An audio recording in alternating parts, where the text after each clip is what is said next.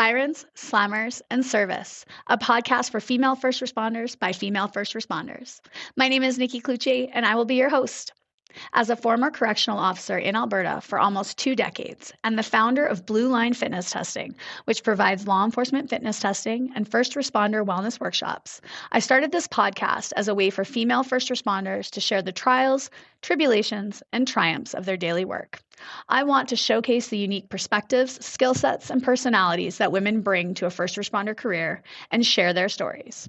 So get ready to laugh your ass off, learn a whole bunch, and be inspired by some pretty badass women. Let's go. Okay, and I just want to make sure my timer is on and my phone is off. Okay, perfect. All right, if you are ready to go, I am ready to go. So we are going to go in 3, 2, 1. Welcome back, guys. Oh my God. Season 12. Can you freaking believe it, you guys? Season 12. Like, how did this happen? How has this podcast been going for 4 years, you guys? It's insane. And I am so happy about it. And I absolutely love it. And today I'm joined by another firecracker. You guys are going to love this episode. I am joined by Ariana Martin. Nobody knows her by that name though, guys. Everybody knows her as Ricki. She is currently a file manager on the selection side of recruiting selection section. She's 15 years with the Edmonton Police Service, and she has a fitness background that she's going to talk to us about. I know her because we do lots of stuff together with Blue Line and EPS recruiting. And I've been trying to get her on the podcast because this girl is busy, you guys, busy. Like, I think I'm busy. She's way busier than me. So welcome, Ricki. How are you? I'm great. How are you? I'm so good. Okay, so first of all, before we even start any part of this, unless you're going to share it later in the show, tell everybody why you don't go by Ariana, and B, why everybody calls you Ricki. Please tell everybody, because I love the story. Yeah, fair enough. Thanks for having me, by the way. This is awesome. Yeah, how to make a long story relatively short. When I graduated from the academy, I went right to downtown division, right to squad 5 downtown division. And yeah, where we kind of landed, the way I started was on night 3 of 4 on first watch. So night shifts, right into it. It was so scary. I can tell you it was so scary. Of course, my first name being Ariana is a little bit weird. No one knows how to say it. No one knows how to spell it. They see it. They put a D in it. Anyways, you join a squad full of guys and they're like, no, like, your name is way too hard to say. It's way too hard to memorize. You're brand new here. We barely care about you. Your last name's Martin. So this makes sense. We're just going to call you Ricki Martin. It was like first shift. And by the end of the night, 7 o'clock in the morning or whatever it was like, you're going to be Ricki Martin. And it's been that way since day one. So there's a lot of people that I've worked with that I swear do not know what my actual first name is. And you'll go to look at me or look for me in like the system. And they're like, Ricki, where's Ricki? Like, why doesn't she exist? Because it's not actually my first name. So some people send a text or something being like, did you change your name? And I'm like, no, it hasn't changed at all. It's just, but anyways, even my sign on my office door is Ricki Martin, which is kind of funny, but yeah, it's stuck with me since day one. First 12 hours on the job, ended up with that nickname. So it's honestly the best way to get a nickname. Like those ones that just like pop into people's heads. I'm a big nickname person. Like, I've coaching all the kids that I coach and all the like players that I coach. I'm like, if they have a name that I can't say, I'm like, this is not rolling off the tongue as I'm running across the field yelling your name. I'm like, it's usually, what's your last name? Okay, that's your new nickname. Or like, what's your middle name? Okay, like, we have a girl on our team. Her name is Elizabeth. She is this tiny little girl, tiny little blonde girl. And Elizabeth, you cannot yell Elizabeth across the girl. Like, it doesn't, there's too much, right? Yeah. And so I looked at her and I was like, I can't be yelling this. You have to have another name. And she's like, well, sometimes you'll call me like Beth. And I was like, Beef, your name is Beef. And this is like, so now we yell Beef across the field and it's the tiniest, littlest blonde girl. We're like, Beef. And everyone turns expecting it's going to be like this, like big beefy girl. And it's this little blonde girl that's like, amazing. Yeah, what's up, bye? That's amazing. I love that. Yeah. Yeah. Okay. So I want to know, because I kind of know your background just because we've hung out a couple times. We've done so many events together. We've talked to each other and I know the recruiting side of things and I know the work that you're doing, but I want to know like how you actually got into EPS. Like what drew you to law enforcement in the first place, coming from a fitness background, and why EPS in particular? So let me know. Fill us in. What's the story? Well, I kind of have a cheat code. So I kind of grew up in it. So my dad was an EPS member for just over 30 years, like somewhere around the 31, 32 year mark kind of thing. There's a big difference in our reg numbers. And I don't know if I can say this on the air. It doesn't really matter, I guess. But his reg number was 973. Mine is 3440. So there's a lot of space in between there. But yeah, I kind of grew up in it.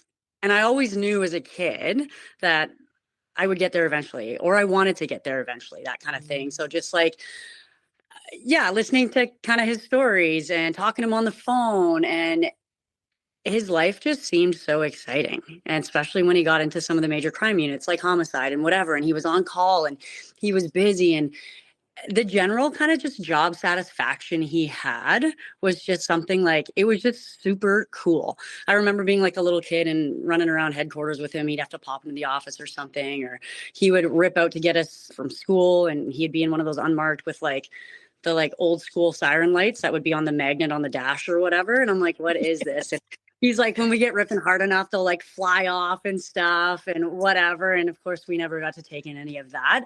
But just like kind of growing up in that life is just like, it was super cool. So I knew I had to do something else for sure. And I played competitive sports my whole life growing up and whatnot.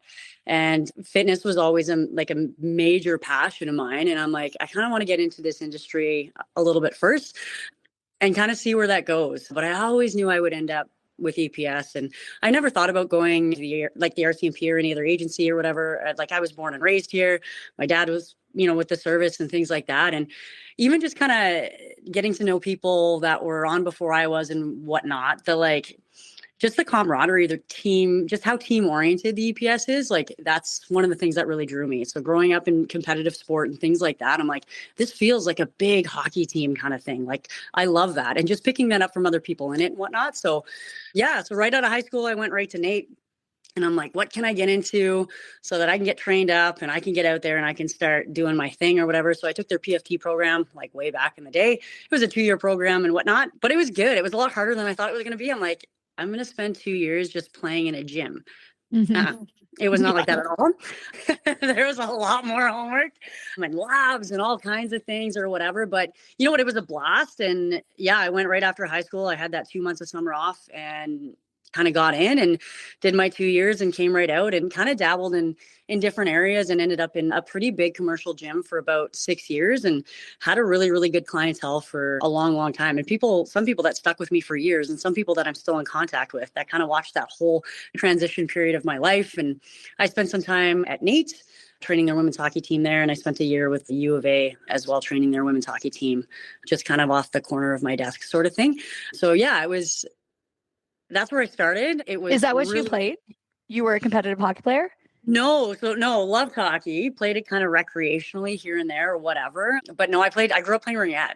So That's what I played.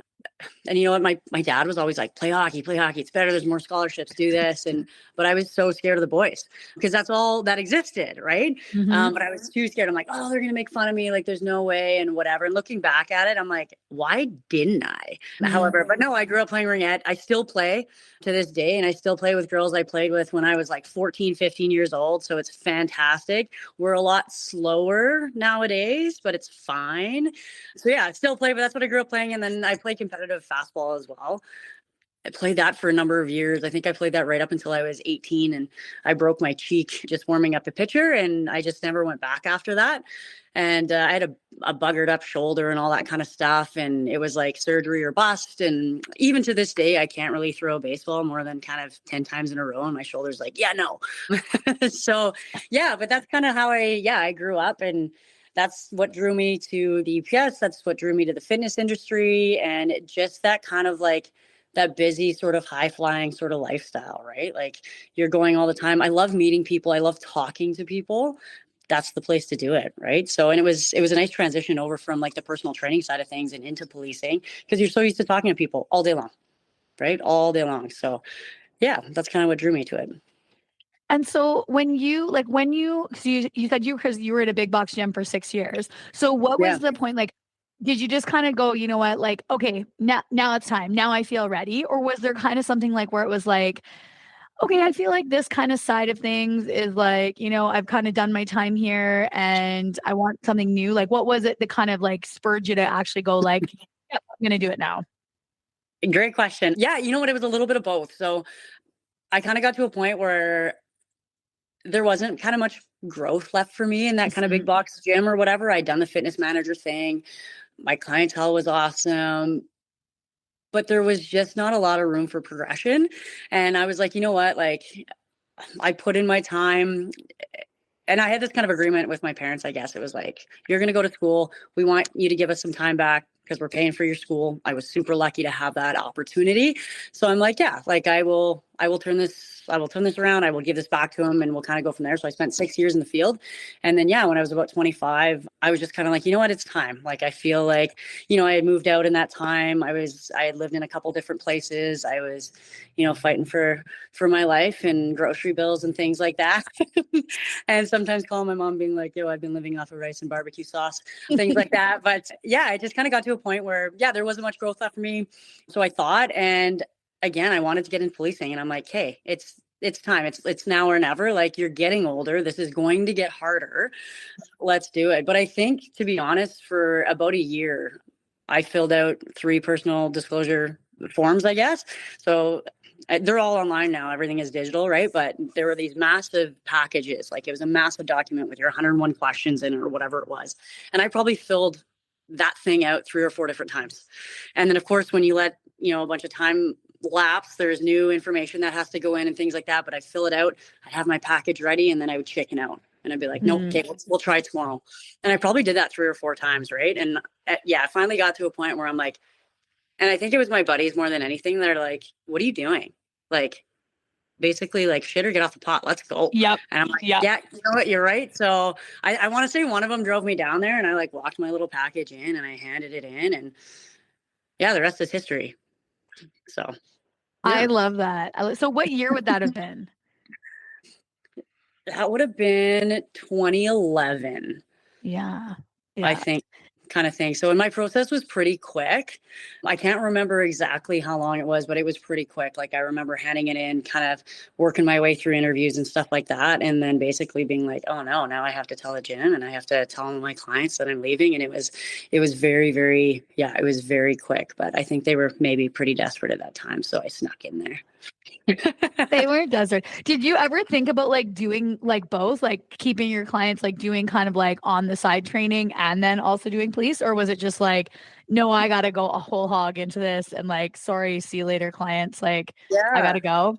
For sure I did. Like, I wanted to, if I could have, I would have, like, if it was something on the weekends and whatever. And you think about it at the time, like, okay, you're going through the academy, it's Monday to Friday. So you could probably squeeze out like, 4 or 5 clients on a Saturday or Sunday or whatever, and kind of keep that going for a bit. And then once you're out there, you're 4 days on, 4 days off. You're like, yeah, I could keep this business going. No, you can't. No, you can't. So did I think about it? For sure. Did I want to? Absolutely. And I stayed in touch with some of them, and we would like meet for workouts and stuff outside of the academy. I'd go run stairs with them or something like that. And obviously we weren't training. Like, it wasn't like a paid 4 hour or anything like that. But like, you're so overloaded with information and you are so exhausted, and there's so much to do that, holding kind of any sort of second employment is not recommended, and it's not recommended for a good reason. So I absolutely thought about it. I'm like, we'll see if I can do this. No. Absolutely not. You need every spare moment you have to rest or recover, because you're getting the crap kicked out of you all the time. Study, put your time into your dress and deportment, your uniforms, your boots, that kind of thing. And like, just studying or being prepared. And like, when I went through the process, and I don't know what it's like now, but like, you're nervous all of the time. Like, you don't know what's coming. They don't really tell you. And I think it's like by design. And so like, I went through this point where I was like, did I even eat today? But I didn't want to eat because I was so nervous. I was like 115 pounds going through class. It was crazy. And then you're running all the time. But yeah, trying to maintain a second gig while you're drinking from a fire hose, no, not going to happen. Yeah, I saw like one of my good friends, D Walker. So she went and she was actually with the tribal police and then she moved over to Grand Prairie. And so she did her training with EPS. And she said, she goes, you know, because she was a single girl at the time. We were talking right as she finished her training almost 2 years ago now. And she said, I don't know how parents do it. She's like, I have no idea how they did what we did during training and then went home at night and still had to be a mom or a dad or like, you know, like take care of kids on top of everything. She's like, I could barely keep my head above water and I only had to take care of myself and my chihuahua. And she's like, and I was drowning. She's like, I have no idea how these like mature applicants were doing it with like their kids and their kids' sports. And like, she's like, you know, some of them were single moms. Some of them were, you know, parents like that were like, thank God their spouse was like, I got this for the next 6 months. Like, I'll do everything so you can focus on you. She's like, but I don't know how they did it. And I actually just ran into another recruit. She had gotten, when I came out to the run with the recruit in the morning, you guys had announced she was getting into the class and she's done now. She's finished her like field training officer. She's out on the road. I just ran into her on the weekend and we were just talking. I said, oh, like, you know, how was it? She goes, oh my God, Nikki, it was so hard. She's like, you know, she goes, I heard you say it the other day. Like I was yelling at somebody about how the pair is actually just the beginning and like the A-PREP is just the beginning. And this is the easiest part of what's going to come for the next, you know, like year. And she's 100%. like, and she goes, I remember hearing that at the time and being like, yeah, okay, whatever. That was just like a really hard. And then she's like, no. Let me tell you the first 2 weeks, she's like, I actually thought I was going to die. She's like, some of the physical stuff they make us do. She's like, I literally thought I was going to die. And she went in super fit. Like she went in super fit. And so she's like, so yeah, so you actually know what you're talking about. I was like, oh, thank you. Thank you for thank you for saying that. But yeah, it is. It's insane. Like the amount of information that you're throwing at people during training and just like, and like not only just like hear like listen to it, but retain it and then be able to like actually act on it, know it, like not just hear like here's a bunch of information, let it wash over you and then don't ever use it again. Like this is everything you need to know and you need to know it in depth, fully, and comprehend all aspects of it. Like it's insane. It's absolutely insane. So Absolutely. Yeah, absolutely. what was the hardest part for you? Because going in fit, and this is another thing that I kind of wanted to talk about, because going in as a competitive athlete and going in fit, I think are two huge, massive advantages. Massive advantages because you know how to operate under pressure when fatigued, right? And like to give it your all, even when you think you're absolutely fucking like done. As a competitive athlete, you get to that point and you're like, I still have another 1% left in me. I still have to push. I still have to, if we want to win this game, I need to actually empty the gas tank and I got to go because this team around me needs me. So I feel like coming in as a competitive athlete is a huge advantage. Coming in fit is also a huge advantage. But what did you find challenging? What was tough for you? Stay with us. We'll be right back. Blue Line Fitness Testing is a premier law enforcement fitness testing and training center based in Edmonton. Specializing in helping individuals prepare for the physical demands of a career in law enforcement, we offer comprehensive fitness evaluations, specialized training programs, and classes tailored to meet the unique needs of our clients. Our facility hosts a range of classes and are committed to fostering a supportive and empowering environment where clients can achieve their fitness goals. Our team includes experienced trainers who bring specialized expertise in law enforcement, self-defense, personal training, and rehabilitation. We engage through our community through challenges, events, and our podcast, and we are dedicated to helping individuals succeed in their fitness journeys and career aspirations in law enforcement. Are you looking to get started with your career? Come see Blue Line Fitness Testing, and we'll get you there. Oh man, all of it. But you're right though. Like you hit the nail on the head, like coming in with, and no, like you don't have to be a competitive athlete by any means coming in, but coming in as fit as you possibly could be, huge advantage. And it's such an advantage, not only for the physical training side of things or the fitness that they put you through or whatever, but just recovery and knowing how to take care of your body outside of that too, right? How to rest, how to eat, how to fuel, how to hydrate, all that kind of stuff. Because a lot of people can kind of work their way through it, but it's rough, right? And that stuff adds up and injuries start to stack up and all kinds of things. But Yeah, what was hard for me is like, so the fitness side of it was good. I loved that part of things. Like we used to do this thing called the pyramid mile where you would, I don't know, eventually run a mile around a track and then you would come in and do a bunch of pull-ups and a bunch of push-ups and a bunch of squats and go out and do another mile. It was like, it was almost like High Rocks, but like back in the day. But that was like one of my favorite events. We got to do that. And then eventually you worked your way up to doing that with like your ballistic vest on and things like that. And at the time, pull-ups were like my game. Like I loved to do pull-ups. I could do them all day long, things like that. So that's where I gained all the speed, was because I could do pull-ups so easily, that kind of thing. But yeah, I love the fitness side of things, but it was always hard because you were always pushing, and it's not about coming in first or whatever. I mean, you don't want to be last, that's for sure. To find kind of your place somewhere in the middle or close to the top is ideal or whatever. But I don't know, like I'm highly motivated by embarrassment as well. Like I don't love being embarrassed. So yeah, just like I said, like being nervous all the time, and just again, like I think this is by design or whatever, but it's that kind of, it's a bit of stress inoculation too, right? Like you don't know what's coming. You don't know how to necessarily handle it. You're hoping that everything you've learned at any given moment, you can kind of pull out and actually apply it to scenario days or whatever it is that they throw at you and that kind of thing. So I'm someone that likes to plan. I like to know what's coming, that kind of thing. So that's probably what I found the hardest, but that's also policing. You never know what's coming. Right? Mm-hmm. Like you get your call, it pops up on the screen, you got your information, you can kind of figure it out and you can get to that call and it's a 180. You know what I mean? So you kind of learn, you learn to adapt that way. But I found that stuff hard, and just learning to kind of roll with it. Again, that adaptability piece and trusting your training, and just, yeah, like just, I don't know. I was going to say close your eyes and hope for the best. Don't ever close your eyes, but you can hope for the best all day long. So that's what I found the hardest, is just the uncertainty, the not knowing, and trusting your training, right? Like, did I study enough? Do I know this enough? Like, what if I do this or whatever? And that kind of thing, and trying to throw yourself into training.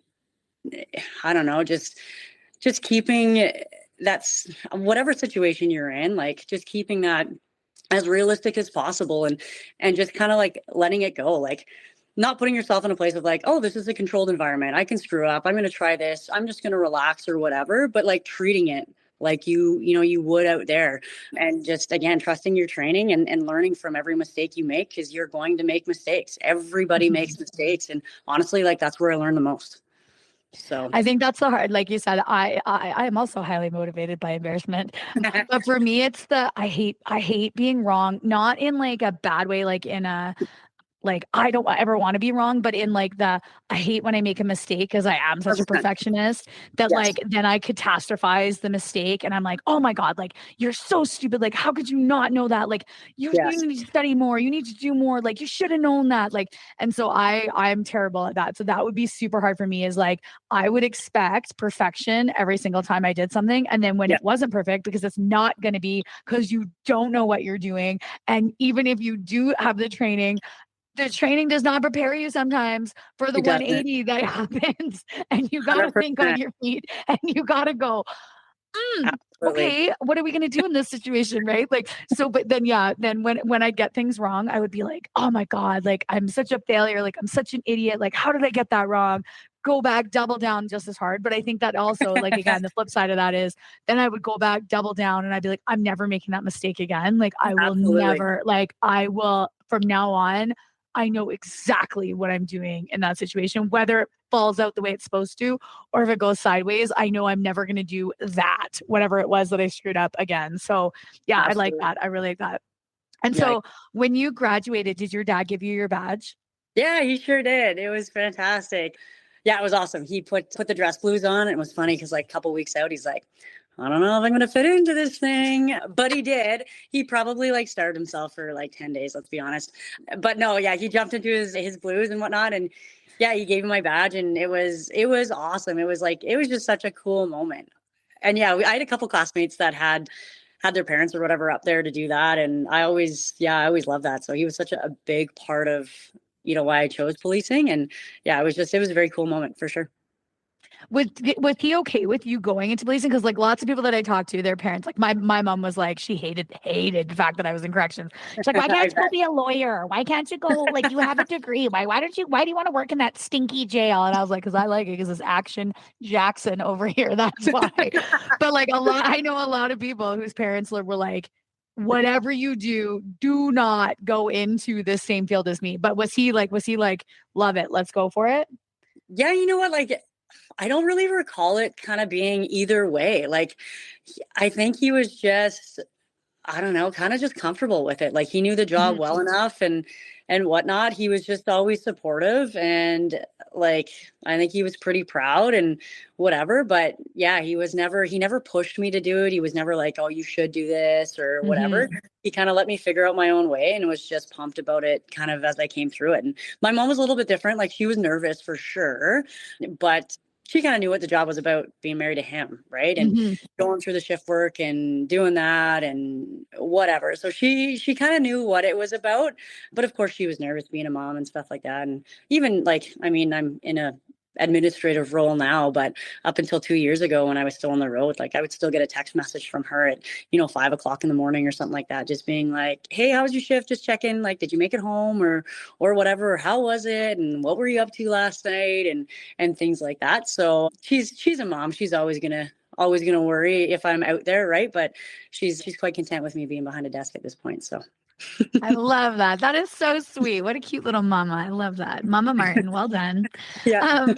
Okay. And so then you gave us a little teaser of, your first couple days when you got your nickname, but what was that first shift like? Cause I know for me, finishing training and being out on the unit by myself for the first time, I was like, who in their right goddamn mind is letting me do this job right now? Like, who trusts me to do this job right now? They're crazy.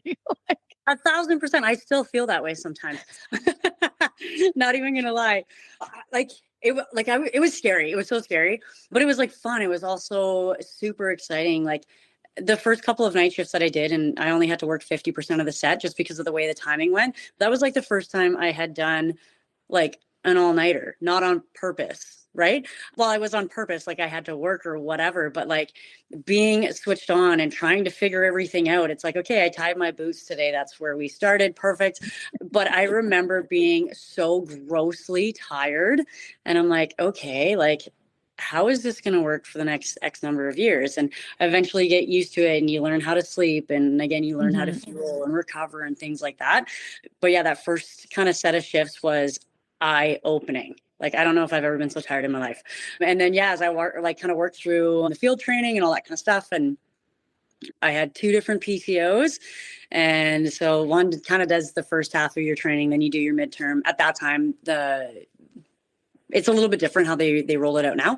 And then you get a new PTO to do your second half. And then the one that had you first did your final and things like that. So once I got through there and you get all your paperwork signed off, and I mean, yeah, you're going one man after that, right? So that's typically how it works. It's not like, oh, you're brand new, we're going to keep you as a 2-member unit. Just because, no, you're the first member to go one man. If there is an odd number on the squad, that kind of thing, like, you're it. Whether you're in that wagon or you're in that patrol car on day shift or whatever that looks like, you are a 1-member unit, and away you go. I remember getting in and throwing my bags in the car and bringing it up nice and early and that kind of thing. And you're good, you're comfortable, you're confident. And then parade ends and you get back in the car and you're like, now what? Like, what do I do now? Like, I forgot. Like, do I turn my radio on? Like, do I go to a call? Like, I don't know. Like, it's just like, I remember my mind just being like blank. And I'm like, I don't know how to do this. I don't know what I'm doing. Like, I need a PTO. Like, I can't do this. And then, yeah, you just kind of like, you go 10-1 for your first call, and you just kind of go one call at a time, and you just figure it out. And everybody is so good. And like I said, it's such a team-oriented service, and divisions and your squads and that kind of thing. Like, everyone is so helpful. Like, no one wants to see you fall on your face. And so you've always got that phone a friend, right? Like, you'll figure it out. I've always been really lucky to have like just amazing supervisors, mentors throughout my career and things like that. So there's somebody that knows the answer. They're just a phone call away. Right. So that part is awesome. But yeah, like, it was It was probably, I'm not gonna lie, like it was a good 2 or 3 years until you're fully comfortable kind of going to anything and everything, right? So Mhm. nothing is ever the same. There is a twist and turn at every corner, and you're constantly for the first couple of years doing things where you're like, I've sweet, I've never done this, because you can't possibly do everything in the 3-4 months or whatever of your field training and until you're signed off and all that kind of stuff. So yeah, you're coming across things. You're like, nope, never seen that before. Never seen that before. How did you do this? And whatever. But yeah, it takes about 3 years to be nice and comfy, just doing your thing, whether that's as a 1-member unit, whether that's as a 2, whether that's going back and training somebody or whatever. So yeah, it was the first few years it's a blur. I can tell you that. Yeah. And so how long were you downtown for? Was like that your kind of main post for most of your career? Yeah, I was downtown for about 3 years. So that's where I started. I think it was 3 or 4 years. And then they were opening up Northwest Division. So they were adding a brand new division. And then because they were adding a brand new division, they ended up kind of redrawing the divisional lines of the city and that kind of thing. So what they did is in DDiv, they ended up splitting the squads in 2 and then kind of adding more people. So for me, my squad 5 became squad 5 and squad 13. And then so what they were doing was staffing to transfer those additional members over to Northwest Division when it opened. So at that time, yeah, it was about 3 or 4 years in, and Northwest Division was opening up. And I kind of wanted to go. I wanted to follow the supervisor that was going there because I really, really liked him. And it was something different. So I had spent 3 years or so in DDiv, and I'm like, I want to see something different. I want to go to a different area of the city. Obviously, moving up to Northwest Division, there's a lot more driving. It's a way bigger division, different policing and stuff like that too, different call types.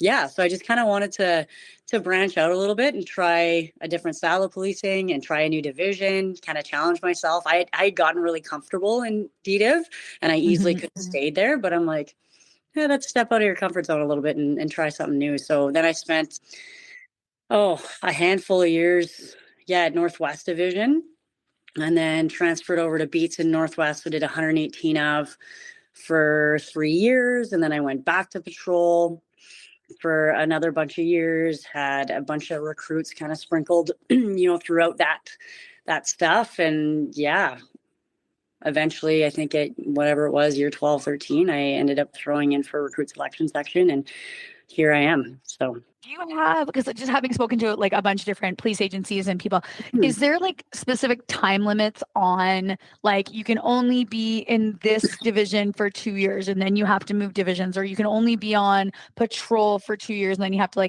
is there anything like that with an EPS? No. So like your specialty units or your preferred units, yes, there is tenure in some of those units, and they're all different depending on where you are. But no, you can be in patrol for 30 years if you want to be. If you want to do, 5 years in DDiv and then 5 years in Northwest and then 5 years in, Southeast, you can do that. There's no time limit on patrol whatsoever. Patrol always needs bodies. Patrol will always, always be there. Like we always need frontline cops, always. And that'll never change. So that's cool. Yeah. I think that's good too. Because I know, having spoken to fire, they have their station changes is pretty for most fire agencies pretty regularly. Every 6 months, they're either changing stations or they're changing platoons. They're, you're going to go on a different shift or you're going to have a different commander, that type of thing. And I liked it when on talking to them, I was like, I really like that because it keeps it fresh, right? You can't get into those sometimes sloppy habits, right? Where oh, I know what I'm doing. I know, right. And I know this call. And then we kind of get a little complacent and then that's when shit hits the fan. Right. Yep. So I did like that. But then I also there was also times where having worked at the jail where everything is working phenomenally. The shift is awesome. Everybody is happy. Morale is great. Everybody's coming to work.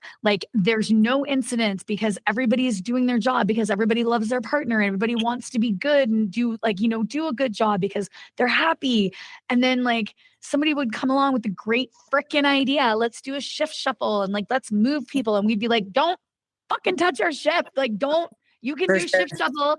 A and C can shuffle. B, leave us alone. We are happy in our little bubble. Don't fucking touch us. And then they would come in and they would mix it all up and fucking destroy it. And then what happens? Now all 3 shifts suck, and not instead of our shift was really good. Right. Yeah. And so I see like the benefits of it, because yes, but then it's also like when something's working, like just leave it alone. Don't wreck it. Just leave For it, sure. leave it be. There's a reason it's working. Leave it alone. Right. So I hear that. Yeah, I hear that. yeah. For sure. Yeah. And so for you, like, so what was the call? Like, what kind of made you think, you know what, like, I think recruiting is where it's at? Like, what drew you to that? Oh, that's another great question. There was no like specific call or anything. When I went through the process like 15 years ago or whatever that looks like, I mean, the process is not fun. Like, again, it's one of those things where it's like the interviews are crazy. You don't really know what to expect. You don't really, at that time, like, you didn't really get like a lot of feedback. People were pretty stoic going through it, things like that or whatever. And it is intimidating, right? A little bit, but for like a good reason, right? It's a lengthy process. It's a thorough process for absolutely like a good reason. But when I was going through it, working my way through the stages and whatnot, going through my personal disclosure interview, going through my behavioral descriptive interview, going through polygraph, things like that, I remember just thinking, this is super cool. Like, people get to do this all day. Like, this is cool. So I kind of figured once I was out there or whatever, that this would be a unit that would interest me down the road, right? Put my time in, see how that goes. And yeah, like, there was a posting for it and I was kind of looking for another change. And it was, again, one of those kind of units that was always kind of in the back of my brain somewhere that I would love to go to. And I love talking to people. And another thing for me, like, this is going to sound really cheesy, but at the time I put in, like, I still very much loved the job. Like, I loved being a patrol cop. I was happy where I was. I loved my squad. Northwest Division was a quick rip from home. I was comfortable in what I was doing.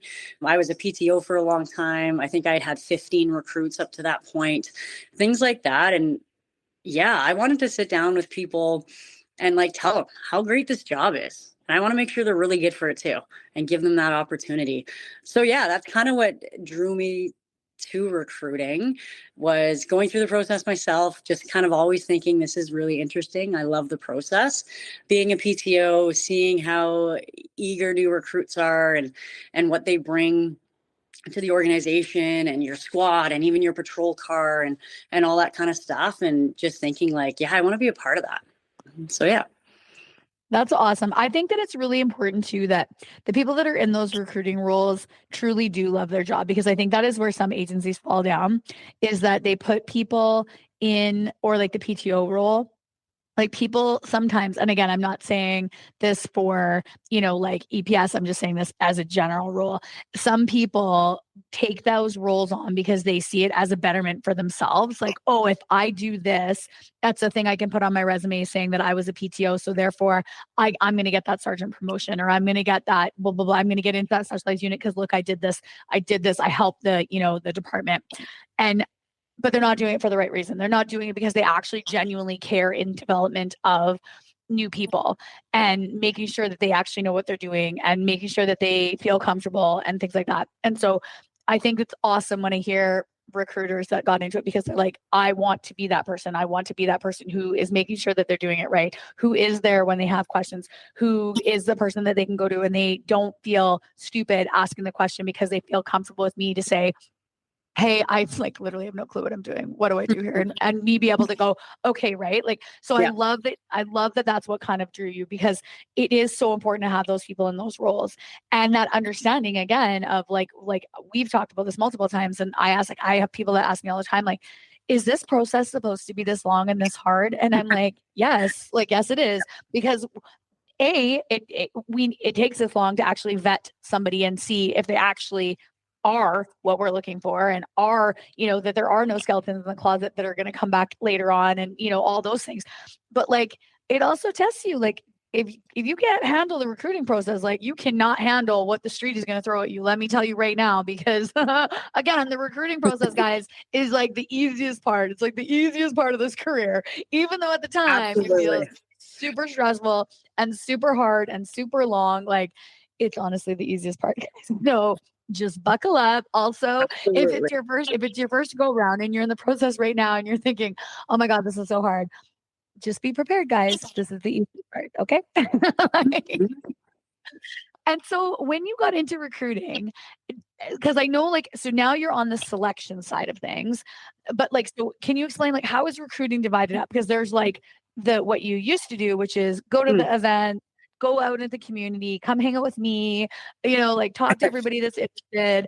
And then there's the side that's like, okay, now we've got the files, you're coming through the process. And so now you've moved over to the selection side where like we're actually going through all your documents.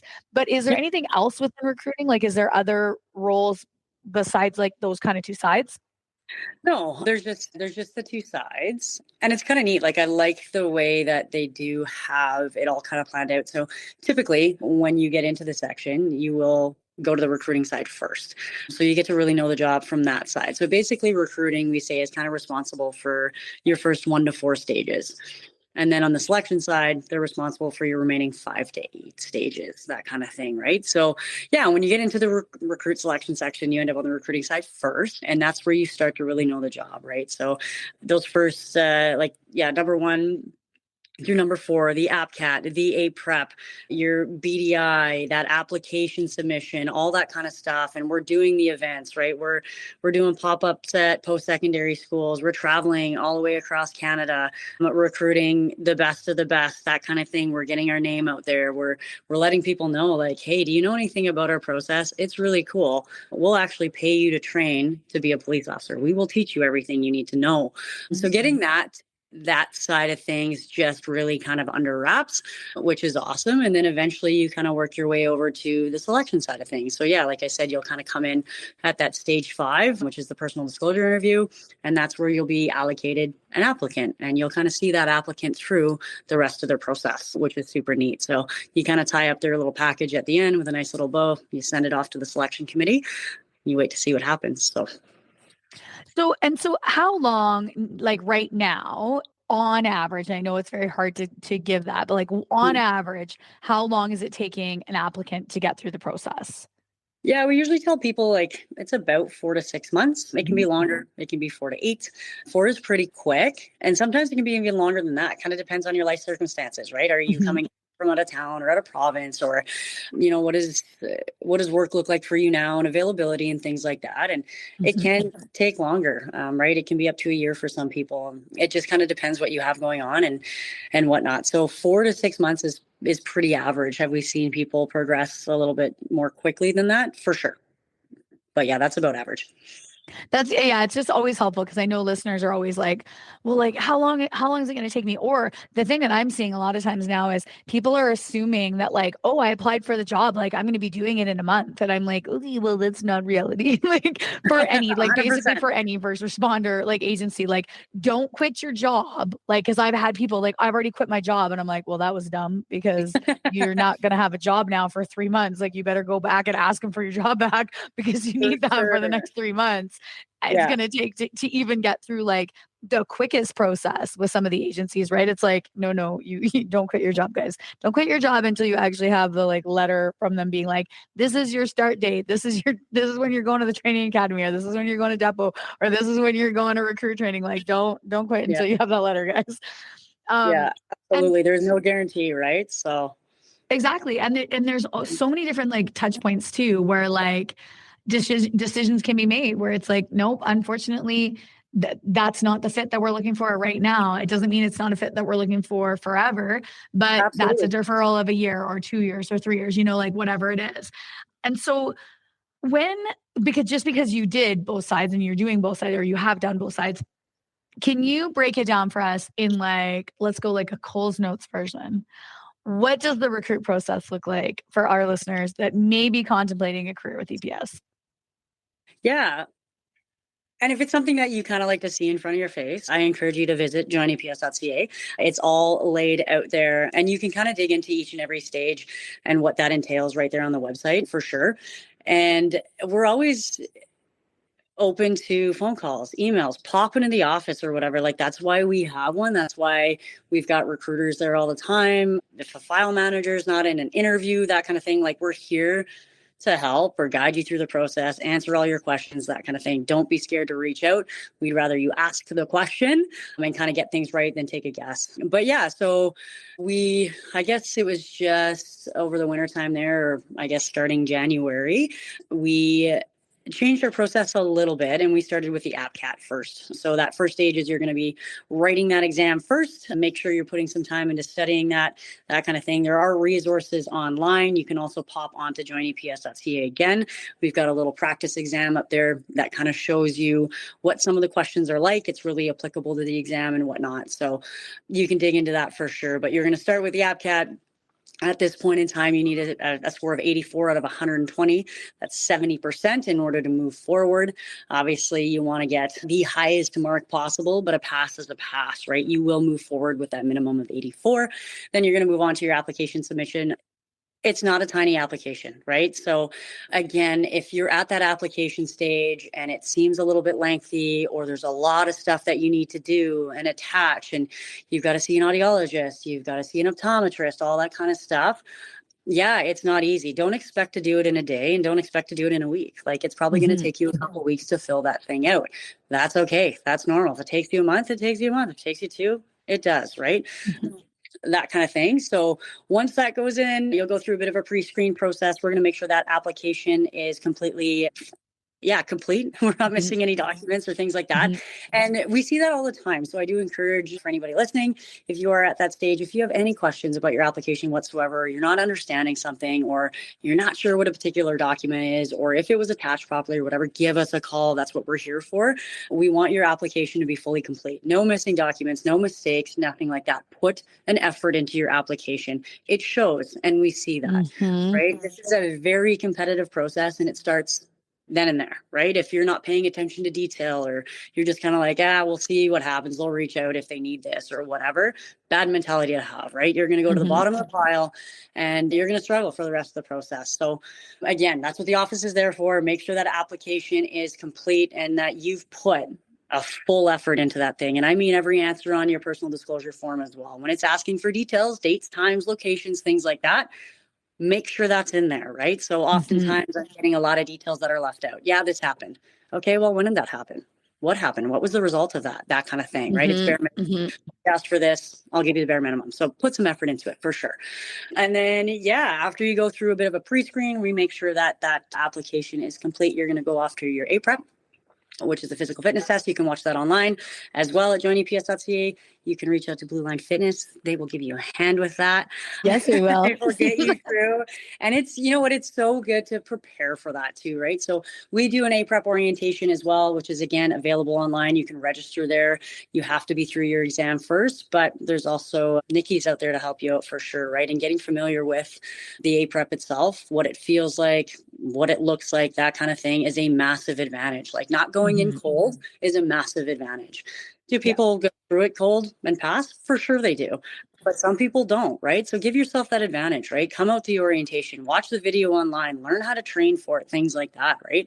So that'll be your stage 3. And once you're successfully through stage 3, you go off to stage 4, which is the behavioral descriptive interview. Again, resources online for that. joineps.ca. We've got workshops. They're online. They're in person. Please come out or take in 1 or 2 or 3 of those if you need to. In my opinion, just from what I can remember, that was one of the more intimidating parts of the process. Bit of a panel interview. There's a lot of studying that goes into it, right? And to take in one of those workshops or even 2, the same people that run that interview are going to teach that workshop. They're literally going to give you the answers. You're just going to build those answers off your own experiences. So I absolutely encourage you to get as prepared as possible. And it shows in the interview. I think I'm doing a BDI tomorrow morning or whatever, but we know when people have taken in a workshop, they've put time in, they've rehearsed it, they've practiced it, all that kind of stuff. We know that, right? And then, once you're successful with your BDI, you will be allocated a file manager. So you'll end up with me or 4 other file managers in the office, and we're going to work with you for the rest of your process, that kind of thing. So the personal disclosure interview that we do is all based on your personal disclosure form.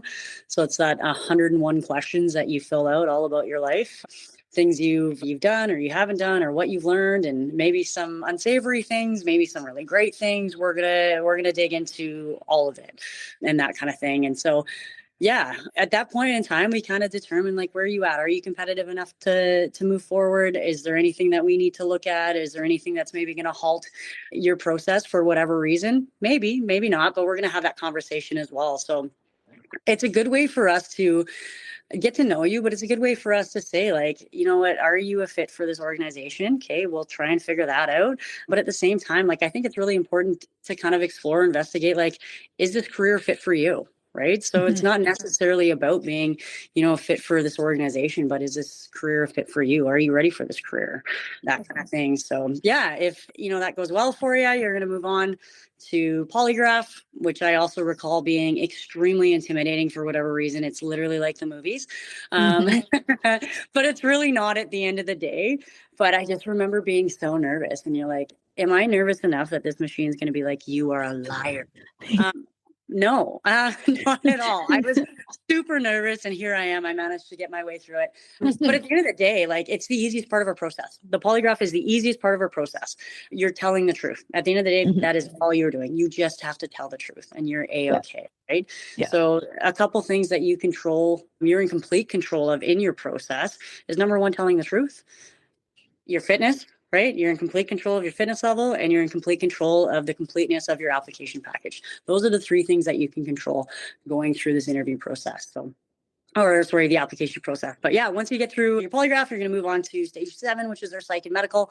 So they're going to determine, are you physically fit for duty, and are you mentally fit for duty? So you will see a contracted city physician that'll let us know, yeah, you're good to go. And you will see a contracted psychologist as well. They're going to put you through another ringer of an interview just to make sure that you're all mentally sound and whatnot, and you'll move off to backgrounds. So backgrounds will take a few weeks once you're allocated a backgrounder, and they're gonna dig into some parts of your life that you're expecting and that you're not expecting, and then all that information comes back to the file managers at the end of the day, and we kind of prepare that and we send that off for selection. So, and another important thing too is, just because you make it through all 8 stages of the process doesn't mean that you'll be hired. Right. It doesn't mean that you'll necessarily be offered employment, things like that. So it depends, like, how competitive you are. And there's a lot of little things. And like, we're sitting in a good place right now where we have a lot of really good applicants right now. It's more competitive than it's ever been, which is awesome. It's great for us. Right. So we're finding ourselves in this position of like, oh man, like, what do we do with all these amazing people? But yeah, like, we're going to work our way through it. And just like you said, like, it might be hey, not right now. Maybe we need a couple things from you to make you that much more competitive. Doesn't mean we don't want you though. Right. So yeah. We'll stay open with each and every applicant about that. And if we need something more from them, we'll let you know what it is. So a couple questions I had just as we were kind of going through it. So for the APCAT, are they like, because I know Edmonton Fire ranks them, like, if you got 98%, if you got 97%, and like, is there a ranking like that, in that, because it is now so competitive? Yes, okay. There is. And there never really used to be, but there is now. So we do run a competitive assessment on all of our applicants that are successfully moving through the process or have. And yeah, you do get ranked based on your scores, whether that's your A-PREP, your APCAT, the completeness of your application, things like that, how you interviewed, your preparedness, things like that. So we are beginning to rank applicants kind of against each other. And we're lucky that we get to do that, for sure. So yeah, that was going to be my next one, was A-PREP too, because there's a lot of people I know, again, just coming through Blue Line, like, I just got to pass. I'm like, no, you don't. You don't got to just pass. You need to like smoke this thing, because 100%. It's competitive. And if you are just barely passing, then you're just barely passing, and everybody else that's doing amazing is going to be ahead of you. Like, like, oh no, it's not like that. I'm like, I'm pretty sure it's like that. So I'm glad I got confirmation on that, because I always believed it was that. The better your time, the better ranks you were, the more, like, again, if there's a class in, I don't know when the next class is. I think it's August, right? For you guys? Yeah. So if there's a class in August and your score is better and we can get through all your stuff, well, you go to the August class. If your score is worse and then we finally get you, then you'll go into the whatever class, January class, right? Like, I mean, so yeah, if you want to get hired sooner, be better, be better, compete better. 1,000%. Yeah. 1,000%. Yeah. Okay. The other question I have, and this is just like personal curiosity, but what is the reasoning for, say, a 1-year deferral or a 2-year deferral or a 3? Like, is there like an actual like this is an automatic 2-year deferral, or this is an automatic 3-year deferral? Or is it just kind of like case by case where you go, like, again, oh, you know what? Maybe you're just a little too young. Like you got everything, but you're 19 and we just want you to be just a smidge older. So we're going to give you a year deferral just so you can get a little bit of life experience. Like, is there anything like that? Or is it actually like categorized? Yeah, it's a great question. It's not categorized at all. It is a case by case basis. It's very situational, right? And sometimes like it can be so many things. And it's not that those so many things are absolutely a detriment to your application or anything like that. It could be a bunch of little things. It could be, you know, 1 or 2 bigger things or whatever, but it's completely situational. And it's all about, yeah, like how prepared you are, your maturity level, what have you been up to, that kind of thing. And like, our process it's lengthy for a reason and it's so in depth for a reason, right? But a lot of that is risk mitigation for the service, right? So every applicant brings risk to the organization and we have to determine, okay, what is that risk? Can we mitigate that risk and move you on, right? And sometimes we just need a little bit more separation between maybe what that risk is or was. And sometimes, yeah, we need a little bit more growth from applicants, right? A little bit more maturity or things like that. And like, I mean, have we seen people at 19 years old fly through the process? Sure we have, right? They have everything, right? So it's, I mean, if you've got everything we're looking for, you're competitive, we're going to move you on, that kind of thing, right? Like we're never going to take somebody that is a high flyer and say, nah, you're only 19, we're going to make you wait. Absolutely not. But yeah, it's so situational and there can be so many moving parts to why a person receives a deferral and how long that deferral is. And sometimes, yeah, you need some separation between whatever that is that we're looking at, or those things are that we're looking at or looking into. And we kind of determine it from there. And then we also look like, when you come back, if you're going to come back and we want you to be that much more competitive, what is a realistic timeline for you to accomplish these things that we need from you, right? So yeah, it's very situational and it's hard. Like you tell people all day long, like a deferral isn't necessarily a bad thing. And it's not. Like I shouldn't even say it's not necessarily a bad thing. It's not. It doesn't mean we don't want you. It means that, yeah, we need some growth from you. We need to see a couple more experiences out of you. Maybe we need you in some sort of public facing role where you're talking to people all the time. We need to see some confidence come out of you, some command presence, things like that. Or we need some separation from, an experience that you were involved in or whatever that looks like, right? So a deferral is not a bad thing. And I've talked to several members over the course of my career that received deferrals going through our process or with another agency. And when you kind of talk about, what was that about or what did you go through? And some people know why they were deferred and some people don't, depending on where they were at and things like that. But you know what, 9 times out of 10, they're like, that deferral was the best thing that ever happened to me because I came back stronger, more competitive, more prepared for this career. It was something that, I put my mind to, I really worked toward, I did all the things they asked of me and here I am and I'm flying, right? So deferral is not a bad thing. Yeah, absolutely. The other question I have, because I got asked this the other day and it wasn't necessarily with EPS, but is what happens if you get flagged during the psych? Like, is there a way, like, is there a secondary, like where psych goes, I don't really like that answer. Like, let's dive a little deeper into that. Is there any like where the applicant gets like kind of a second opportunity to like explain maybe how they answered or like something like that? Yeah, so there is. And again, it's a very kind of case by case basis. And I haven't seen a whole heck of a lot of this. And I've only been in the unit since December. And I think I started interviewing in January. But yeah, there is. So a lot of the psychologists that we have on staff that do these pre-employment interviews and whatnot, they've all been doing them for a long time. They've got significant experience doing them. The reports they're so thorough, which is fantastic. But yeah, if there is something that kind of presents as a bit of a red flag, yeah, we do have,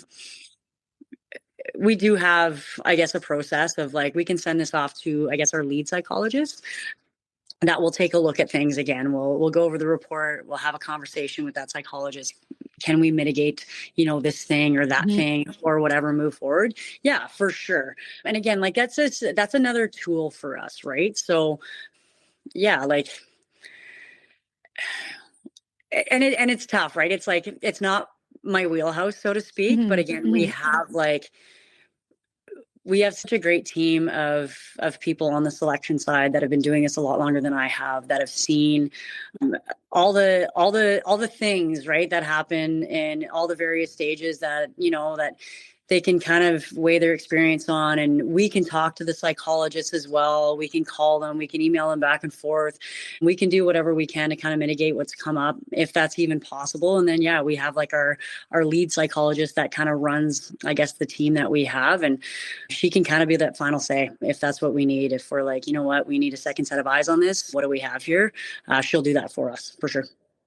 I think it's good because I think a lot of people, they stress because they're like, I had depression in my past, or like I had anxiety, or I had this traumatic event that happened. And like, I don't want it, like what happens if I answer wrong, or like they don't like my answer, but it's not really actually bugging me anymore. And it's like, and I usually say the same thing. Like these are professionals that 100%. know, right? That they know, but it's kind of nice to know that like, if there is something that's flagged, that there is a second set of eyes, like somebody else can look at it and go, okay, well, I actually see it from this perspective, or like, oh, what have we thought about this perspective and stuff like that. So that's awesome. I think, and I mean, like, honestly, it's not like this is your guys' first rodeo. Like you guys have been doing recruiting and the process has been around for many, many, many years. And like, it's been vetted many, many, many times. And so, yeah, I think it is a very thorough process. And I like how you're saying like, it's risk mitigation, because it is a risk no matter what. When you put somebody in a uniform and you put them out on the street and then you give them a firearm and you're like,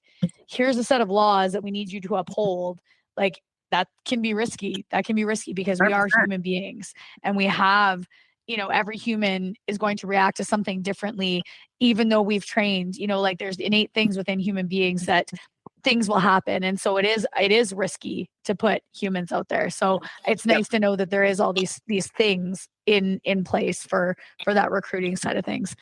Yeah, no, and I love it. And it is so thorough and it is so well laid out. And yeah, like you had mentioned it a couple of times, joineps.ca. You guys, the website is phenomenal. It has to be one of the best, honestly, because I've looked at all of them for a lot of these agencies just with the work that I do.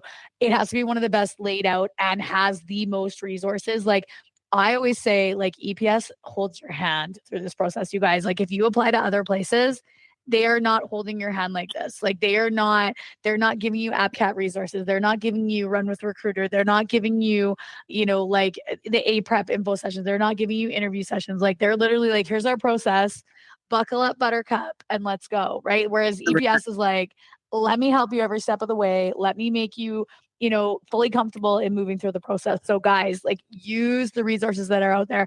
And like you said, Ricki, like be freaking prepared. Like I have preached this on the podcast. There is actually a whole entire episode I did on like things recruiters are looking for. And like the number one thing is that you're freaking prepared and you pay attention to detail. Like just for the love of Jesus. And I'm saying this as well for the people that call me a blue line and like ask me the stupidest questions in the entire world. And I'm like, do you own a computer or a cell phone? I'm sure you do. Do you have access to the internet? I'm sure you do. Can you go and use your eyeballs and look on the internet to the fully descriptive webpage that I have spent a very long time putting together and making sure is very clear and has all of the information on it that you need? Can you go look at that, please? Yeah, no, I looked at it and here's the question. And I'm like, so now I've taken to screenshotting the first paragraph, which includes all of the information that they've asked me and just like copy and pasting it back and being like, here you go. So guys, attention to detail, being prepared, reading through the documents, including everything before you submit anything, triple, quadruple, quintuple check it. Make sure that it's all in there. Make sure that you know your timings. Don't show up for shit late. Don't be like, oh God, I missed it. I didn't realize that it was at this time. Because you know what you look like? You look like an idiot to recruiters, guys, when you do that. When you call and tell me, oh, I thought the test started at 4:00 and your confirmation email says it started at noon and ended at 4. You look like an idiot, people. So please don't. If you would like to work in a law enforcement career, we need you to do the bare minimum, which is pay attention to detail. Please. Yeah, Thank you. absolutely.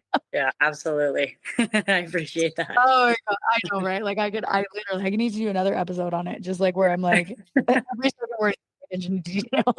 Yes. It's so important. It's so important throughout your entire career. But again, like when you talk about like scoring, right? That's one of those things we look at in kind of that competitive assessment or that matrix that we have, right? It's attention to detail. Is your application complete? Did you miss anything? How many things did you miss? How did you fill out your personal disclosure form? Did you put in the bare minimum? Did you minimize any of your disclosures? Things like that. Put an effort into it. Put an effort into it. This is a competitive process, right? You're not just handing in a resume and hoping for the best. Like, be the best, right? Do everything you can to help yourself. If you want this bad enough, you'll do those things, right? And we can tell when you don't. So, yeah. Yep, absolutely. All right, girl. Well, I have taken a lot of your time. It is your day off and you are out here with me just hanging out. So I greatly appreciate you. But I'm going to wrap up, and I like to wrap up with rapid fire questions. And I'm so excited for you these ones because I think you're going to have awesome ones and I can't wait for it. But number one that I ask every single person is, what is your favorite food or snack while you are on shift? candy cone. Oh, yes. Of course. 5-cent candies, yeah. And it was a flip. It was between like sour or not. Like it just kind of depended on the day. I always had one of those on the go. Always. They're so good. They're so either readily available. Hi, any 7-Eleven, you can walk in and grab one. They are quick energy. They are pocket size. They are easily digestible. You can ram like 4 of them in your mouth while driving, and then totally go when you get there. Yes. And they're so soft. Like they're typically so good, right? Yes. So candy cone for sure. I love that. Love that. Okay. Number 2. What is your favorite piece of equipment that you get to use in your job? And yours, it could be interesting because you get to do a whole bunch of different things now, being on the selection side. Oh man, I feel like it's boring. I don't know. My favorite piece of equipment. You can go back to your duty belt if you want to. You can go back to any of those things you get to use, any of the fun tools of the trade you get to use. Your police car can be one. I mean, like driving a police car is super fun, right? Like you get to drive hard, but full disclosure here, I'm a terrible speeder. I speed all the time. It's because I have so many things. I'm a terrible speeder. But I always see and it's mostly actually ambulance driving because obviously they're responding to more emergencies, lights and sirens usually than police are. And I always think to myself, you're not going fast enough. Like if you're going lights and sirens, like you better be like haul ass in because let me tell you, you probably either have somebody in the back of the truck or you're going to get somebody. I would be going a hell of a lot faster if I had lights and sirens. I would be going a hell of a lot faster. Like beep, beep, get out of the way. I'm coming. Yeah. 100% I'd be going way faster. Okay. Number 3, you've given tons of really good pieces of advice. So I'm not going to ask you that one, but I want to ask, what do you think is good for like longevity of career? Like, because you're really good at getting people into the career. What do you think? Like, what is a piece of advice to like maintain that longevity of career so that you are lasting as long as you can want to in this career? Yeah, I mean, there's a couple different things, but the easiest one, and you're probably maybe going to be on the same page as me, is fitness. Being physically fit and maintaining that, right? It's a great thing to do before your shift starts, or if you're one of those crazy people that wants to do it after, so be it, on your days off or whatever that looks like, but maintaining your fitness, not only in like a physical sense, but for a mental sense as well, right? So fitness can do so many things for you. And whether you're outside going for a run or you're hiking or you're in the gym pushing and pulling heavy shit or you're playing rugby or whatever that looks like fitness in any capacity is such a release, right? It's such a release mentally and it's so beneficial physically. But like when I'm fully kitted out, I'm like 35 pounds worth of gear, right? So getting in and out of cars, 3-story walk-ups, like going for the odd jog because I mean, I don't run in 35 pounds worth of gear, not fast anyway, things like that. But like, yeah, it's a great way to take care of your body in all ways. And I think like that's so much of the answer to longevity because it is a long career. We wear a ton of gear. It's a physical career. At the same time, like depending on where you are, you could be sedentary for hours a day, writing reports or trying to conquer these massive investigations. So again, moving your body, paying attention to fitness, taking care of yourself outside of work, whatever that looks like, that'll get you through it for sure. That is it's such an awesome piece of advice. And it's something that I think people overlook because, again, I see it all the time with Blue Line. I literally just had a guy, he trained with me 4 years ago to get into the sheriff's, busted his butt, got fit enough, passed the pair. He just came back 4 years later. Dude has done nothing for 4 years, nothing. He's like 75 pounds heavier. And now he wants to run again to get into a different agency. And I'm like, dude, we are back to square one. Like we are back to square one where we were 4 years ago. Like, you did all the work then. Like, why didn't you maintain it? Oh, I was too busy, shifts and and I'm like, yeah, but dude, look where you're at now. Like, are you happy? Does your body feel well? Like, are you healthy? Right? No, you're not. Like, so it's so important. And it's like, not only like the cardiovascular fitness and the muscular fitness, but like the mobility fitness. Like the 100%. stronger your body is, the better mobility you will have, because your body is not going to be pulled out of alignment wearing the gear, because your muscles are going to be strong enough to hold you in alignment when you have the gear on, right? Like there's just so many things to be said about just maintaining that fitness, and 100% on the mental. For me, if I was having a shitty shift, I always like to work out on shift. So like on my lunch, if I got that time, that's the other like flip side of if you actually got the time on shift. But on our lunch, if we had time on lunch, I would bang out like a quick 30-minute like interval workout, or like, like even just 20 minutes, half or whatever it was, a run, something. And then when you put your uniform back on, all that crap that was like in your head before, and all that like, just like you put your uniform back on, you're like, okay, I'm good. I can go back out there. I got another 5-6 hours. I can do this. Like, I got it now. Cause I had that reset where like I could turn off my brain, just make my body work hard, sweat it out, and then go back and feel so much better. So yeah, 100%. I'm also after shift. Like, no, after shift, I was like, you know what I want to do? I want to put my pajamas on and I want to go to my house, and I don't want to go work out. Like I don't. Absolutely. The worst for me would be working night shifts and then going home, sleeping for like 3 or 4 hours, and then having like a rugby game at like noon or 2, and waking up and being like, I must do the physical things for my body and for my team, but I don't want to. I don't want to. Totally. I want to go back to my bed. Yeah, absolutely. Yeah. So anyways, well, this has been awesome. Ricki, thank you for being on the show. Thank you for like sharing again. You've shared so much information, like so much good stuff.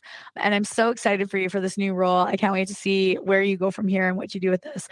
But yeah, do you have any last words for our listeners?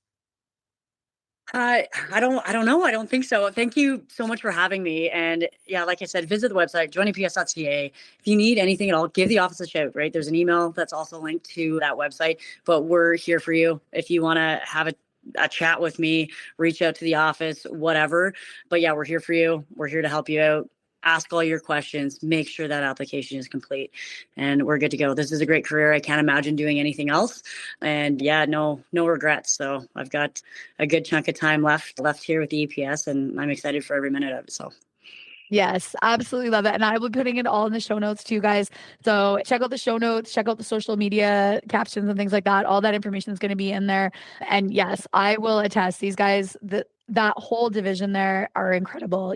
Any question you have, no question is a stupid question. If you are like wondering and you're like, well, I don't really want to like ask them because then what happens if they like, flag me? Ask the question. At least, and I say this all the time, at least you know the answer, versus building up this big freaking story in your head of like, oh, I smoked weed when I was 15 and they're not going to let me in. Ask the freaking question, guys. They'll tell you straight up, yes or no. Like they'll tell you like, yes, you're good, or no, you're not. Like just ask the question, no matter what it is, no matter how embarrassing you think it is, whatever stupid thing you did in your past, like ask the question, find out, because you could be holding yourself back thinking that you would not be accepted. And they'll tell you right away, like, yeah, okay, that was stupid. Don't do it again. But yes, put in your application and we'll go through it and we'll take a look at it. So yeah, absolutely. Absolutely. Awesome. All right, girl. Well, you have an amazing rest of your day. Yes, you as well. Thank you.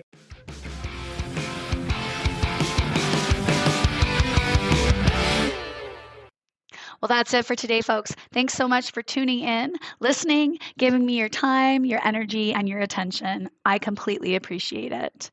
Make sure you check out our next episode with another badass female first responder anywhere you get your favorite podcasts. And follow us on Instagram and Facebook at bluelinefitnesstesting.com.